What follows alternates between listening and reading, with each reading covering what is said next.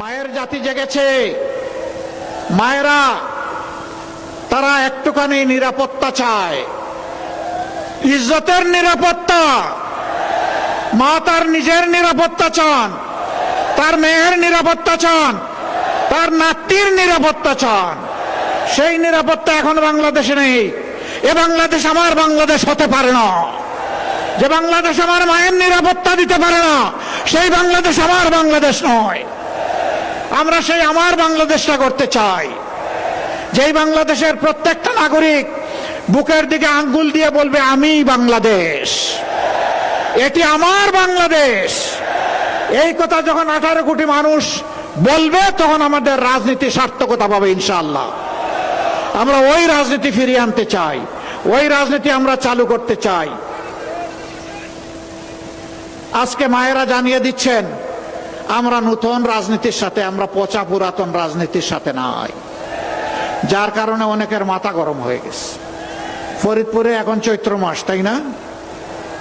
ফরিদপুরে কোন মাস? আর জুড়ে বলেন কোন মাস? তাইলে মাঘ মাসেই যদি মাথা গরম হয়, চৈত্র মাসে কি হবে? মাথা একটু ঠান্ডা রাখেন। রাজনীতির নাম মাথা গরম নয়, রাজনীতি হচ্ছে নীতির খেলা। আপনি আপনার নীতি নিয়ে আসেন, বক্তব্য নিয়ে আসেন, কর্মসূচি নিয়ে আসেন, পরিকল্পনা নিয়ে আসেন এবং তার সাথে চরিত্র নিয়ে আসেন। আপনার সব কিছু কাজে লাগবে যখন আপনার চরিত্র প্রমাণ করবে যে আপনার বক্তব্য সঠিক। নতুন করে বাংলাদেশের জনগণকে আর কষ্টি পাথরে গোসাগসি করে শোনা কোনটা খাঁটি আর কোনটা বেঝাল, এটা আর দেখার প্রয়োজন হবে না। সব কিছু এখন পরিষ্কার।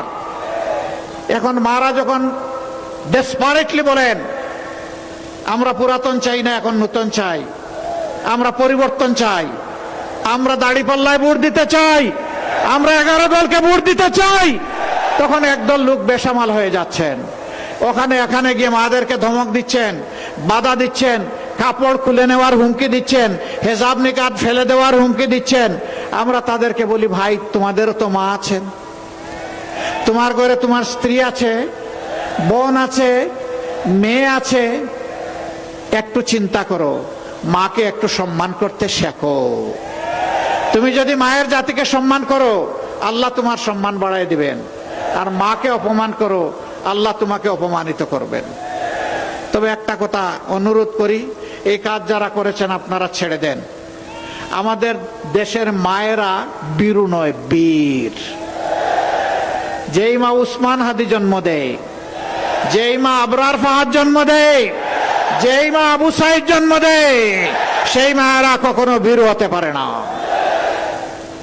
ট্যাঙ্কের সামনে দাঁড়িয়ে জুলাইতে আমাদের মায়েরা মেয়েরা বলে নাই যে সামনে স্বাধীনতা, পিছনে পুলিশ, মৃত্যু কবুল করতে এসেছি, পিছু হটবো না, বলে নাই? বলেছে। সেই মাদেরকে ভয় দেখাবেন না। মায়ের সন্তানদের মৃত্যু হয় নাই, মায়ের সন্তানদের জীবিত আছি আলহামদুলিল্লাহ। প্লিজ আমাদের মায়ের সম্মানে হাত দেবেন না।